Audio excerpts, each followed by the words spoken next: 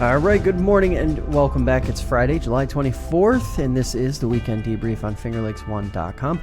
I'm Josh Durso, joined as always by Ted Baker. He's the host of Finger Lakes Morning News on Finger Lakes News Radio in Geneva and Auburn. Ted, we're back. We're here. Great to be back. It's been a few weeks. I've missed it. It has been a few weeks, and a lot has happened, or maybe in some ways a lot hasn't happened.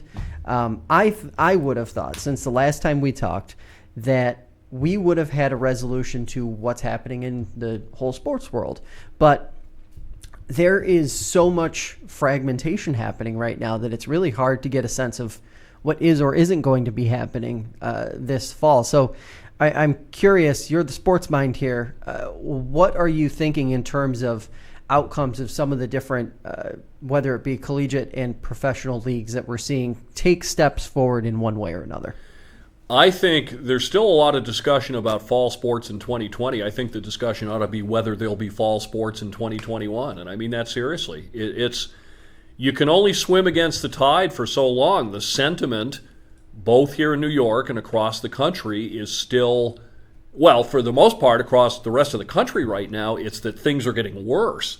I mean, here we are in upstate New York where we really have flattened the curve, and we're now among the least infected areas in the whole country. But, you know, across the country now we've got this upturn. So we've seen Division III fall sports are pretty much gone, not completely. The Liberty League has announced no. So Hobart, Keuka College, none of those schools are going to be playing. I think that Division I college football, I think will at least try to start. But then the question becomes, and I've said this, the same thing with Major League Baseball opened last night. NBA and hockey are supposed to. But how long can they go? How many COVID tests is it going to take before this team has to sideline and then this team has to sideline? I'd love to be optimistic, but I don't think we're going to see anything really locally to speak of in the fall. Maybe SU, and I don't know that we will in the spring. I mean, all these people talking about Hobart playing spring football. High schools haven't said yet, but again, under this current sentiment across New York and across the country, can you see anybody saying, yup, we're going to play football in September? My curiosity is how effectively, whether it's a college, whether it's a professional league, whatever it is, how they're going to deal with positive cases when they do happen. Because it's not like you can say they aren't going to happen. They are going to happen. And obviously the headline last night out of the Nationals game was that Soto tested positive, but they didn't get the results until basically yesterday morning, it sounded like, even though the test was done a couple days ago. He had contact with people in between. They said there wasn't a lot of risk to the players on the team, but you don't, I guess you can't know for sure.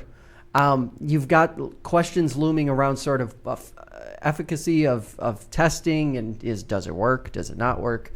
I was listening coming in this morning on the drive, and around, it seems 37% of tests, the health officials and health experts are saying yield an incorrect result, which doesn't really give me a ton of confidence in any of these leagues or colleges or high schools being able to effectively manage basic operation, much less being able to handle like a playing of a league or playing of sports, right? Like, I'm not really sure what the step is there or how long, because the one question that keeps coming to me or keeps popping up in my head is, how long does baseball last? It's not a matter of, what do the numbers look like at the end of the season, or how do you deal with a team that is mostly COVID positive and has to go on a week or 2 week hiatus.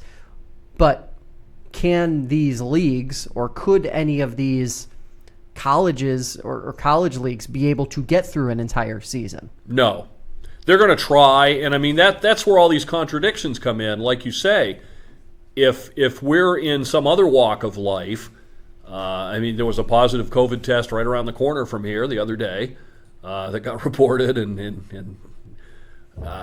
became a contentious topic like they all do.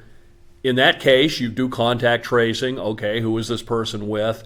And the sports leagues sort of seem to be saying, well, we don't really need to do that, and we don't. How can they not? And again, a positive test or even a negative test is a one-day snapshot. Right. If I test negative today, it doesn't mean that I won't get it tomorrow. And like you said, there's also the increasing lag in the time from test to result. You know, I mean, there was a case the other day, and I don't even remember which one this was, where the infection took place on July 11th, and they were saying, well, if you were at this place on the 11th, and this was on the 22nd.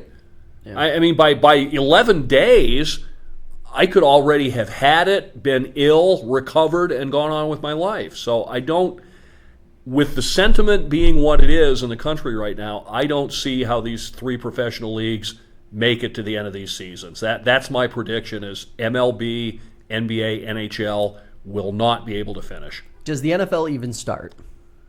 I think they'll try because the NFL, it's big money. The NFL has political clout. I think they'll at least start. But again, I just think you're going to wind up with, at a certain point, how do you justify continuing when you have 17 players on this team are positive? You know, what happens if, Tom Brady and Patrick Mahomes and a couple other big-name quarterbacks all can't play 1 week? I mean, at what point is it not even the NFL anymore? Yeah, and I'm curious, as you get closer, and we haven't seen a ton of it yet, but it still makes me curious to wonder how many, when you start to see the I don't want to call it a flood of positive cases, but if you start to see more positive cases in these leagues, do your high-profile players, high-profile players start to say, maybe not for me, maybe I'll just take this short and abbreviated, not quite normal season off, even though it will mean I lose, 10, 15, 20, $30 million. Well, we've seen some of that. We've seen some players in all these leagues already say they don't want to do it. But I think that's a distinct possibility. I mean, if you're any kind of a veteran player in these leagues and you manage your money decently at all, you can probably survive a year off, maybe even a couple of years off. The problem is, the guys that are up and coming, making the minimum, your minimum guys don't have that luxury. Yeah, I mean, even though let's face it, Major League Baseball minimum's $350,000, but if that's taken away from you, how long can you survive? Yeah. So let's talk a little bit about the whole enforcement of social distancing, masking, and now new bar and restaurant mandates that we obviously chatted a little bit about before we came on here. Obviously, the rules have completely changed for bars and restaurants with what is or isn't food, and there's been some confusion over the last 5 to 7 days about what is or isn't food. Chips, salsa, popcorn, peanuts, allegedly not considered food items, but at the same time, we haven't seen any kind of meaningful enforcement start to take shape. It seemed more like a threat than anything else. But the SLA, the Liquor Authority, has issued really pretty stern guidance in terms of what they're saying is or isn't passable as a food item. The governor obviously made some headlines yesterday talking about chicken wings, saying chicken wings are not a passable food item. Empire State Development, ESD, came out and said, whoa, wait a second, chicken wings, they are in fact a food, Mr. Governor. So they are a food now, again, to no one's surprise. Who am I kidding? Interesting, my view of all of this, and obviously before the last 7 days, everyone was talking about enforcement of masking. And I've talked to enough county officials from around the region who have said that they're getting tons of complaints. They're getting almost like an endless amount of complaints. It's a constant stream about businesses not enforcing masking mandate, people just not wearing a mask. We've heard about some different events that have featured folks who are choosing to not wear a mask, whether they're outdoors or indoors, they're gathering, and some people find that concerning. It's fascinating to me because I have continued to go back to this core philosophy. Whenever we're talking about all of these mandates that keep popping up, new ones by the day, these health departments have not had the staff to appropriately, in a lot of cases, appropriately deal with what could have happened in the pandemic. So if we saw a real surge in cases, if we saw a real boom in positives, if we as any county don't have the infrastructure in place to be able to appropriately deal with, a moderate level pandemic in the local community, how are they supposed to also be enforcing rules that are changing literally by the hour, or interpretations that are changing by the hour? Because that seems to be the other thing that I'm hearing, is that these public health officials, legislators, some folks in law enforcement, I assume as well, are left trying to interpret executive orders that carry the weight of law and that have real fines attached to them, but don't really have clear, concise guidance on how, on when, on what should happen up till. And it seems like it's creating more confusion for folks who are running businesses than anything else. Well, to go back to square one on this question, back to last Thursday when the governor unleashed his bar food edict and we had the Cuomo chips and people got very creative in winery tasting rooms and microbreweries. I think when we look back at this week, I think this was the week where Andrew Cuomo jumped the shark. I don't use this word lightly, but Andrew Cuomo is a liar. He came out and said earlier this week, I never said the bars could open. I never said the tasting rooms could open. Well, that was certainly implied. If it wasn't explicit, it was implicit. He's on TV every single day. 3 weeks to 4 weeks go by, and then he says, I never said you could do this. I mean, that's absurd. And now we have the what's food, what isn't. It's purely punitive. It has nothing to do with public health. And also, I don't think he really has any intention of enforcing this. What it was a shot against the bow, because we've all seen the pictures of largely young people, not even so much in New York as across the country, gathering in huge crowds on beaches in Texas and Florida and places like that. I think this was the governor's way of saying, hey, knock it off. Somebody posted on Twitter something about, I don't want to have to turn this car around, like Dad would always say. So for what you say about county health departments, there really are no counties in New York at this point. There's Andrew Cuomo. The legislature is passing some bills here and there, and I give Senator Pam Helming credit. She tried to put an amendment in a bill calling for a curtailing of these executive powers, and the amendment was shot down. So I've been saying all throughout this for months now, it isn't supposed to make sense. Stop looking for ways that it makes sense and recognize it for what it is. It's the naked exercise of power by one man. Watch what I can do. I mean, there's no connection whatsoever between social distancing, crowding, and whether or not you have food. I mean, it doesn't matter my having potato chips with my beer at the local microbrewery doesn't make anybody any safer. So it'll be interesting to see. I've been asking myself all throughout this, will there come a point where he pushes too far and there'll be widespread pushback from the people? Maybe we've arrived at that point now. We'll see. Well, and it's interesting because I ask myself what that would even look like, and I don't think it looks like what people are thinking in their brains when they hear that, because I hear that from time to time when I'm listening to the radio or when I'm watching TV, and it's the idea that there's going to be these sort of riots in the street over the local bar not being able to operate as they desire.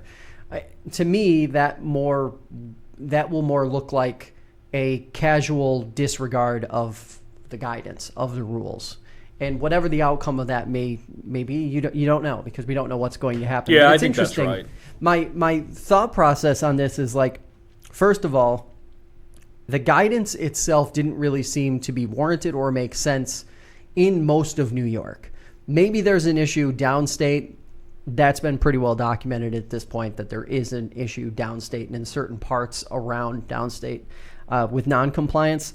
But if you talk to business owners, if you talk to restaurant and bar owners around here in the Finger Lakes in central New York, in the southern tier, they aren't that busy. They're seeing, maybe they're at like 30 or 40% of their normal, what would be normal business. And they're working night and day. They're doing everything they can to comply. I mean, everybody knows I'm a big craft beverage aficionado. I have places I go to pretty much every week.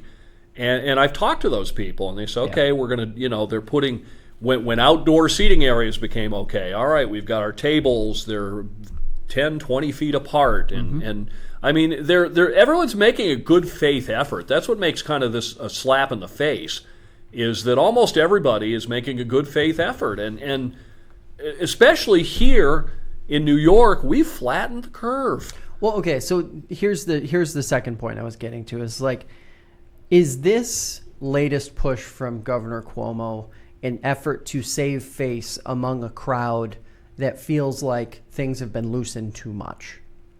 Because that's what I keep wondering if in the back of his mind, especially given that we aren't seeing real hard enforcement of the new guidance.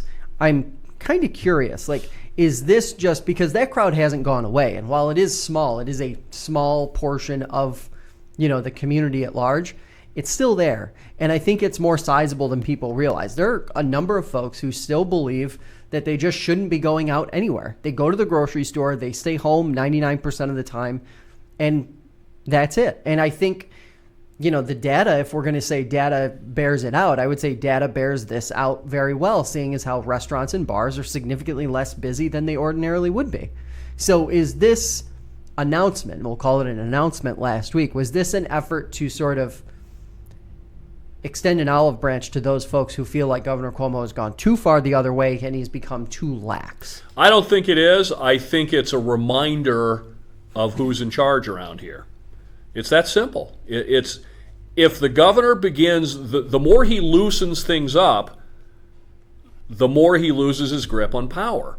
Let's say we here in New York, we're down to the number of daily COVID deaths in the entire state is less than the number of car crash deaths. Let's say we go 3 weeks without a death, new cases slow to a trickle, positive tests are half of 1%. At some point, he's going to have to step down off the throne because there's no need for it anymore. So I think it's that simple. It's a reminder. That's why there's no real enforcement tied to it. He really doesn't want to enforce it. He just wants to remind you that he can. It's a shot across the bar to these crowds that if you keep doing this, I can make it so you can't. And of course, we now see that the U.S. Senate is talking relief package number 2. Probably won't be as big or extreme as the CARES Act was, but it does look like another round of stimulus checks are going to be going out to basically everybody who makes less than $75,000 a year again. Also talking about a renewed boost of unemployment benefits, not to the tune of $600 like we saw in round 1, but to the tune of $200 most likely this time around. Curious, what do we make of that move, and what do you make of the continued debate around return to work and how people make a living right now? Because it seems, from my perspective, especially coming off the conversation we just had, a lot of these folks who worked in the service industry, they may have a job to go back to, but that job is going to yield a fraction of what it yielded before. So it seems like there will need to be some sort of intervention. And I know Senate Republicans have talked about possibly including a return to work stipend that would be semi-regular over some period of time. I'm curious though, how does all of that play in your mind compared to what we're seeing and sort of reality of the economic situation? Well, I think it was a mistake, and I don't understand the rationale in the first package of $600 a week extra. That's $30,000 a year. A lot of people don't make $30,000 a year. Unemployment is supposed to be kind of a Band-Aid and kind of a help through the tough time. It's not supposed to boost your income. I mean, we saw a lot of people get a sudden doubling of their income when they lost their jobs. And so when businesses began to come back, they said, you want to come back to work? And people said, no, I'm good. I'm making $30,000. And that's $30,000 plus the usual state unemployment payment. So you had people that were making $40,000 a year to do nothing. I don't understand the rationale behind that. But the problem is once you start with that, anything less than that seems like you're being unkind and ungenerous. I mean, that's the way a lot of people, especially in the left, are framing it is, oh my God, we're going to lose our $600 a week. Well, that's not sustainable. So we keep throwing these Band-Aids at the problem, and you and I, over the months, we always talk about long-term. What's the economy going to look like in 1 and 2 and 5 years? How do we can't keep having stimulus forever. There's no free money. At some point, we have to have some semblance of the economy that we had in February of 2020. But I think the question that's being wrestled with most here is, do those benefits need to be enhanced as they are for the time being to keep some semblance of economic activity going?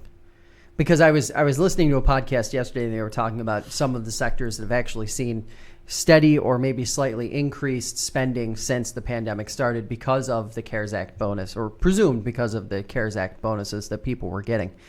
And I sort of balance that with, I think the number was thrown up so high initially because of how low unemployment is in a lot of states. I mean, New York, you can't use New York State as sort of your baseline, right? If you're going to have this conversation, you can't say that, a state that is not only one of the most expensive to live, but one of the most expensive to just generally do business in.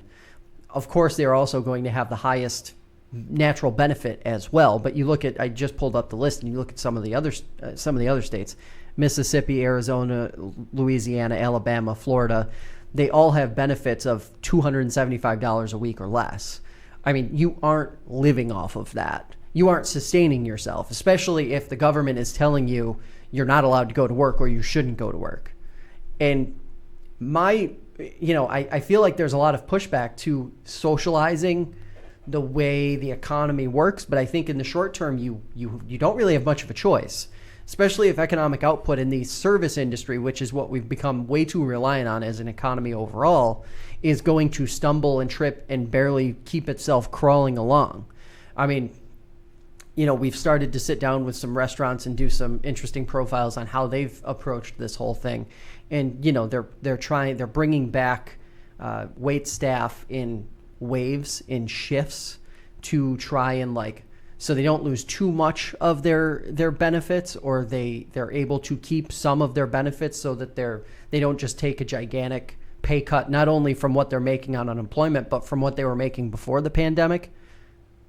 I can't see how any solution to this problem, which isn't going away for the next year, but this is something we're going to have to live with for another 365 days minimum.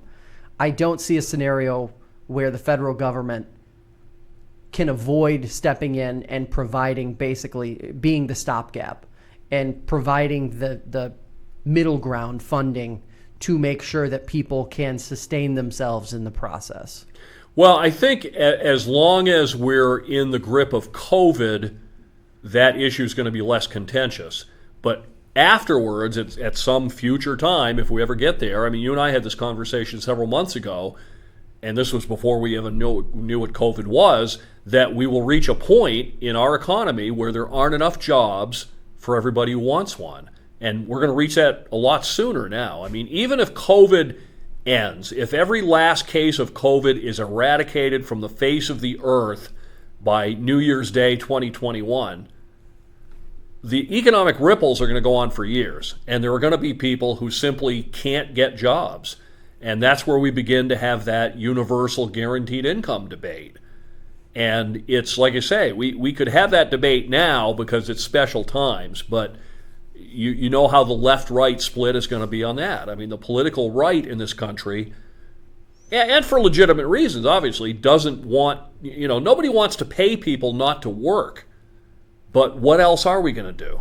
If we have an economy, if we have 330 million people, I don't know what the working population is, let's say it's 200 million workers, and there's 150 million jobs, what are we going to do with those other 50 million people? We got to do something, but I don't know how we agree on what that is. And it's interesting, too, because you're going to hear the same old sorry ideas about what they can do. Well, you could have a gigantic infrastructure spending, and you could, put people back to work on the roads and all this. And it's like, sure, you could, but that's literally just temporary. Well, but that worked in the 1930s. I mean, the WPA, that's what you're talking about. They put people to work building things and sweeping the streets and paving the streets. The idea was that if we do those things, that eventually the economy will grow on its own to the point where we can have full employment. I don't know that the economy is going to grow on its own because, again, even if we get through this, even if COVID disappears New Year's Day 2021, isn't there going to be in the back of our minds for the next 10 or 20 years that it could come back or something else like it could come back? I mean, this is going to... It's going to affect the way business people think. If I'm a business person and I'm building a chain of stores, how fast do I want to expand that chain now? Do I want to hold back and go, I think I'll just wait and see what conditions look like? I mean, I think people are going to be very slow to expand, and so I don't see, the idea is always that, the economy always bounces back. I don't know if it will this time. So my curiosity is whenever we get into these, and I don't mean you and I, but whenever I start to hear these debates happen, I can't help but wonder, like, at what point do all the Band-Aids and the unintended costs of pandemic, economic downturn, whatever it might be, not outweigh or do outweigh the cost of just a universal basic income or something that is sustained, yes, and maybe you say it's a 2 or 3 year trial or something to that effect, or it's a very small amount to start with. But for, and I say this as one of the people who, I'm grateful for it, but like my life has not been impacted by this, financially speaking. And it's like there aren't that many people who can say that, but those of us who haven't are the ones who should be saying, you got to do something for the people who are just barely scraping by or aren't scraping by or are going to be, either homeless or whatever the case may be in 3 or 4 months because of, a spike in evictions, because of unpaid rent or, not prolonged joblessness. Yes, it's going to cost money, but that's what happens when you don't prepare for a pandemic for 30 years and you strip down the healthcare system until there's just nothing left of it and it can't handle, 100,000, 200,000, 300,000 people getting sick at once. We've made our bed. We have to lie in it now. And we just need to bite the bullet and spend the money now so that we have something to fix 2, 3, 4 years down the line. At least that's the way I view it at this point. Yeah, and I mean, I'm in the same boat. I mean, it's hard for me to imagine because I have not been hurt terribly financially. I will be beginning this fall if there's no sports, but not in a way that's unsurvivable. I mean, I'm not rich, but our family will be able to get by. So I don't know what it's like for the people who are now 3 months behind on their $850 a month rent and are sitting there hoping they get the next stimulus check so they can afford to catch up and hoping they don't get evicted and hoping the laws change. I mean, we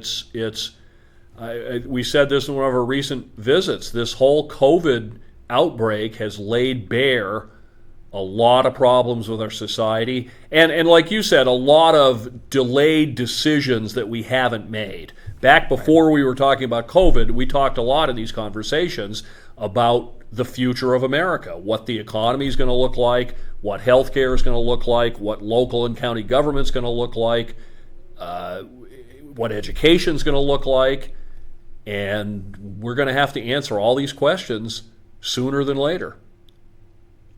So we talked about it briefly earlier, but I want to get into it a little more specifically with relation to the academic side of schools. Do they reopen? Obviously, we talked a little bit about on your show this morning what that might look like. how that might work. What have you been hearing in your conversation with various administrators and parents and folks like that? Well, it sounds like the one thing that is completely off the table is normal reopening. We're not going to see full classrooms. It looks like the option most people are heading towards now is some in-person attendance combined with some online. So you go 2 days a week, you learn remotely 3, or 2 days, Wednesday we clean the school, and then 2 days. I mean, that seems to be the best compromise anyone's able to come up with. And again, even if the school districts all around here, if their plans were, we're going to open up fully, if they did that, all indications are as many as 30% of parents wouldn't send their kids to school anyway. Yeah.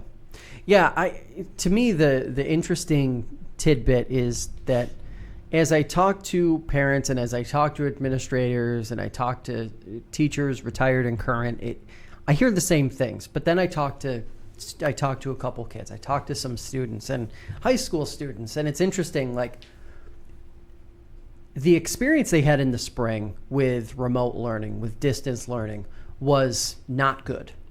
Good. We're talking about good students. I'm not talking about the students that are on the fringe that are, struggling to get by. The students that I was, 10 years ago.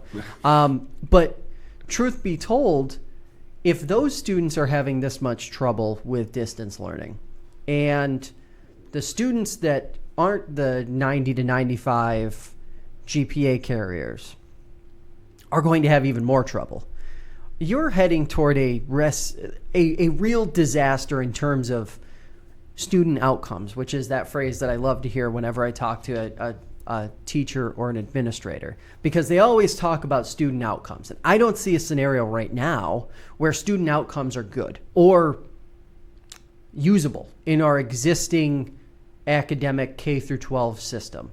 No, and a lot of the talk I'm hearing across the country is that this is going to even more segregate the difference between the haves and the have-nots. Absolutely. The well-to-do are going to be able to send their kids to private tutors or these micro schools they're talking about, and the less well-to-do are going to be stuck, especially in the rural parts of upstate New York, where they might not even have high-speed internet. I mean, try doing a video lesson. Remember what it was like watching videos in the dial-up days? It's still those days for a significant number of people in the area of this podcast. Yeah. And to that end, I would even take that a step further and say, what happens when one of the haves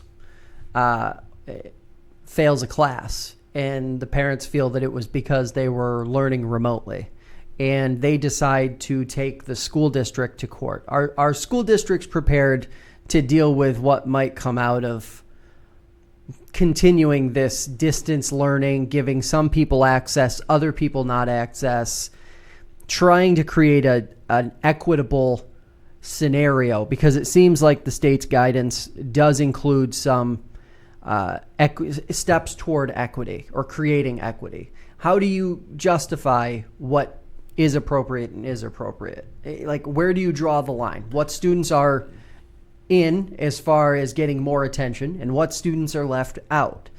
It just doesn't seem like there is a scenario. And I'm not saying that the answer is keep kids home for a whole nother year.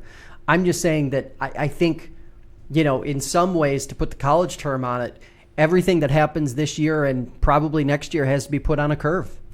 And you just have to, whatever the outcome is, and deal with all the shortcomings that are clearly going to be left over afterward, catching students up, bringing students up to present.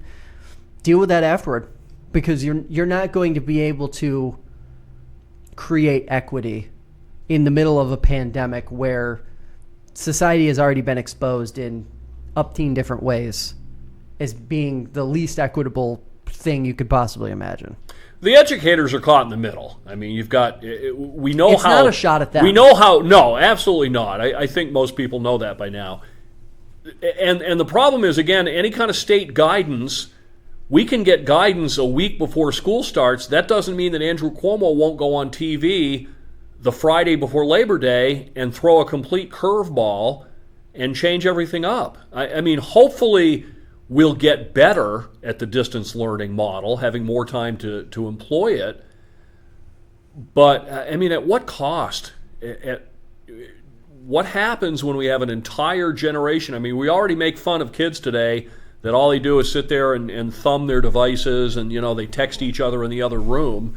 How much worse is that going to get when there's just no socialization at all? I mean, I asked the question the other day, you mentioned masks earlier. Wear a mask, wear a mask, wear a mask. Well, if they're safe, if masks protect us, then why can't we open the classrooms fully? I put that on Facebook the other day, and nobody really had an answer. I think it's the CDC that is stressing that need for socialization, that need for one-on-one with the teacher. If you're struggling, you need to be able to go up to the teacher and say, I don't get this chapter. Please explain this calculus or algebra to me again. And I don't know how we do that on Zoom or remotely. Now, I mean, at the college level, some colleges have been doing it with pretty good success. FLCC does it a lot, and they do it well. But I don't know if that's going to work with a fifth grader from a poorer home where internet might be sketchy and mom and dad both have to work and they're left at home. Are they even going to do the lesson? Yeah, and I think, part of the issue here is that whenever this conversation comes up, we all start to blend the socialization aspects of school or the benefits as well as just the sort of academic goal that's had there. And it's interesting because I think if there's anything that kids today are really ready for and good to handle, more so I think than a lot of adults, it's the lack of direct face-to-face socialization, honestly. I think, especially if you're looking at teens and sort of those that are developing right now, they've been exposed to technology their entire lives. They've most likely had some piece of technology placed in their hand within the first few years of their life, whether you're talking about one of these little leapfrog kind of, toys that educate, whatever the case may be. I think kids are particularly good at building community online and creating something that's meshable and functional to serve the purposes of what like traditional socialization looked like in high schools and middle schools and elementary schools 20, 30, 40 years ago. Yeah, that's a good point. I mean, maybe there's a generational divide where the older folks, maybe we're putting more value on that face-to-face contact than we need to. I mean, I'm older than you are, but I mean, for me, applying for a job was always sending a paper resume and a tape for radio in the mail and then being called to a face-to-face interview. I mean, now a lot of people get hired without ever setting foot in the workplace they're going to work in or actually physically meeting the person who's hiring them. They apply online. Maybe they have a Zoom interview where they're not wearing pants and they get hired. But that, to me, that's the one aspect of it. The other aspect of it is, and I think you can't lose sight of that, is like what you're describing is that one-on-one help when needed still exists. And I don't know if this means like, maybe K through 12 school, if it's going to be this hybrid model or mostly distance learning model for certain age groups, has to also include sort of the office hours that, college campuses have for professors carry office hours where you can go and get that one-on-one help in an actual one-on-one environment. Maybe the outcomes become better in that scenario. But still, I think you have so many ancillary social issues that you have to deal with. Transportation, you have to deal with, the housing issues, you have to deal with the family dynamic, you have to deal with the economic stuff, the broadband access at home, which is obviously actually going to be the next thing we talk about.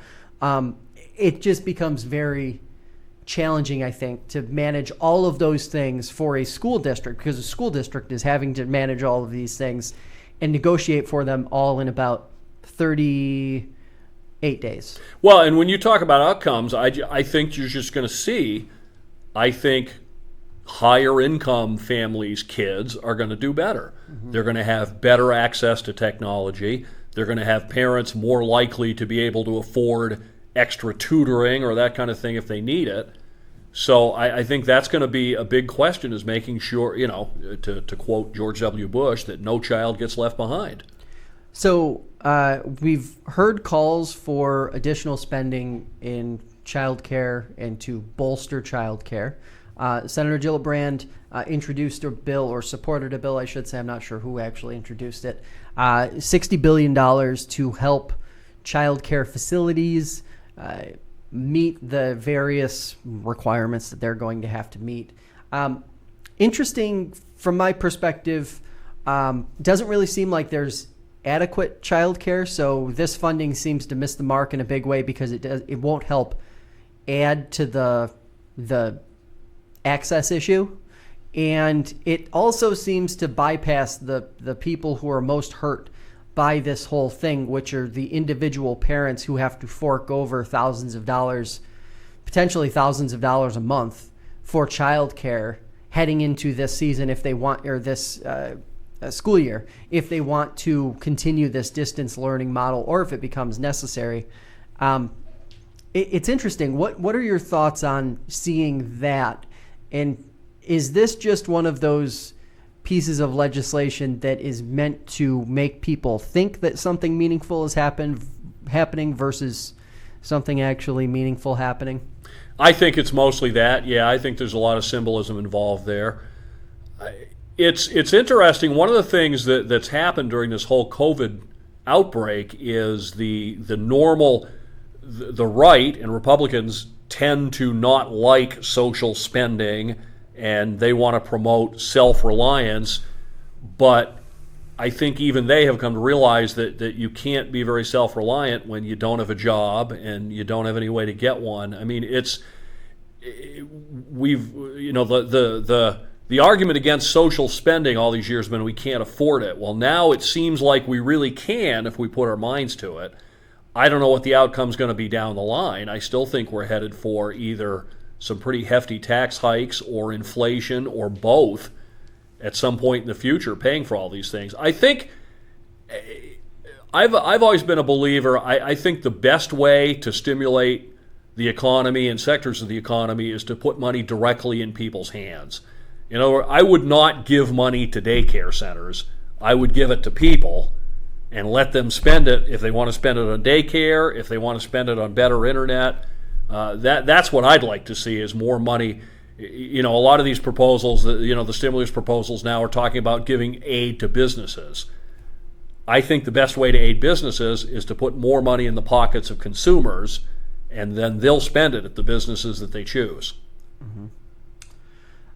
So obviously, backing off of some of the things that we've already talked about, lawmakers in New York State have sent a bill to Cuomo's desk for his signature. But by signing it, he would be acknowledging that in 2015, his $500 million spend on broadband expansion didn't quite work. This piece of legislation that I'm referring to would be a study of access to high-speed internet in all of New York and all of the places in New York. And it's interesting because, of course, we're in one of the more rural parts of the state, and that is one of the big targets of this bill. The idea is that when that expansion happened in 2015, which was largely fed through Spectrum, the rules were effectively skirted in such a way that the numbers were padded. So, the state can turn around right now and say that 98 or 99% of the state has access to broadband, but they're counting it in such a way that is not completely honest about real access to broadband. Even in Seneca Falls here, I know of roads that, at one end, and you're talking about less than a quarter-mile divide between them, at one end, they have access to Spectrum, and 3 houses down the road, they do not, and Spectrum tells them that it would cost $20,000+ to have that service if they want it at their property line. And that is not access to high-speed broadband. And if these, and that's just one, that's anecdotal evidence. I mean, countless different scenarios have played out across the region that we've seen play out across the region where access is not evenly dispersed around the community at all. Well, I think studies are where good ideas go to die. When you want to kill something, what do? You pass a study of it. I mean, we don't need to study broadband in New York. I guarantee you that Spectrum knows exactly who has broadband and who doesn't, and to the penny, they know what it would cost them to extend it. So I guess, the answer is, if we're going to give some of these companies basically a monopoly, should that monopoly come along with the responsibility, okay, if you're going to be the only company essentially that provides internet for this swath of territory, then we are going to demand that you make it available to everybody. Yeah, my issue, again, and full disclosure, we've had our share of Spectrum issues here over the last 2 months, so much so that we've actually, a couple of these shows have gotten derailed in the process. But, I think, and we're starting to see it more now, these community-based projects. Empire's pushing one right now in Geneva. Yeah. Some other communities have similar types of efforts going on. And those work really well in densely populated, small, confined spaces. But I think realistically what we need to see is more smaller companies invest more or be given the opportunity to invest more in the communities they already serve. So, OTTC is one that I always see a lot. You see those trucks around the region. They're expanding quite a bit. And that is a company, in my mind, that is, locally based, regionally, dedicated. And those are the companies that when you turn the clock back and you look back in 2015, I think the state probably would have been a little better suited working with a bunch of regional, smaller players as opposed to working with one titanic company that was ultimately going to be looking out for shareholders less, the guy who lives in Gorham or the person who lives in Rushville or, I think of your small town. And that's kind of where this issue stops for me. Like, until we start to partner with, as a state, with these smaller, community-based groups, I don't really see a scenario where, the Rushville is treated the same as Rochester. Well, and whether you're a big company or a small company, I mean, in the free market, I'm not going to extend service to 2 more houses 3 miles down a country road if it's going to cost me 25 times to put the service in what I'm going to make back. Right. So the question then becomes what subsidies should we offer and what are legitimate to offer to make it worth their while. That's why I say maybe if a company like Spectrum is going to, because I mean essentially they've been granted monopolies. They have in terms of cable, the cable TV, they have these monopolies. So if we're going to say to you, yes, we'll allow you to be the only person who can offer television, and I mean I understand there's other services, but basic everyday cable television, if we're going to give you that monopoly, then we're going to require you to expend that money to extend it to the people on the fringes. Well, in my mind, I just think like there's so many creative ways that government, if it really put its mind to it, could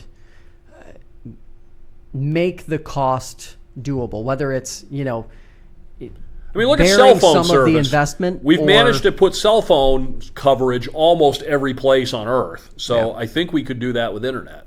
Well, and right, like the other part of it too is we've got a new tax credit every other day, practically. Right. And why can't you just create a tax credit for that homeowner who would otherwise have to invest $25,000 to get service to their home? Right. Create a scenario where it can become a $25,000 tax write-off for 2 or 3 or 4 years because that service is there forever. It's not like they're just doing it for their benefit. It's there for the whole community's benefit, literally for the rest of time, or as long as the infrastructure works. So, it's those scenarios to me that are just mind-boggling that government can't just think slightly more creatively. And if we can't extend the infrastructure, I mean, we've all seen those, Verizon calls it the jetpack, the wireless, I mean, the device doesn't cost hardly anything, and then it's just a question of the service. Any place where you can get cell coverage, you can get internet. So maybe we we hand those out and subsidize part of the cost. Like you said, I mean, you make a good point, which is we subsidize a lot of things in this country. So maybe we should take a look at what we're subsidizing and what we're not, and provide more of it for these things that are becoming basic necessities. I mean, somebody might be looking at this going, internet, that's not really a necessity, but in this world, it really is. I think it is. And I want to say one other thing, because we've touched on it a few times during this episode.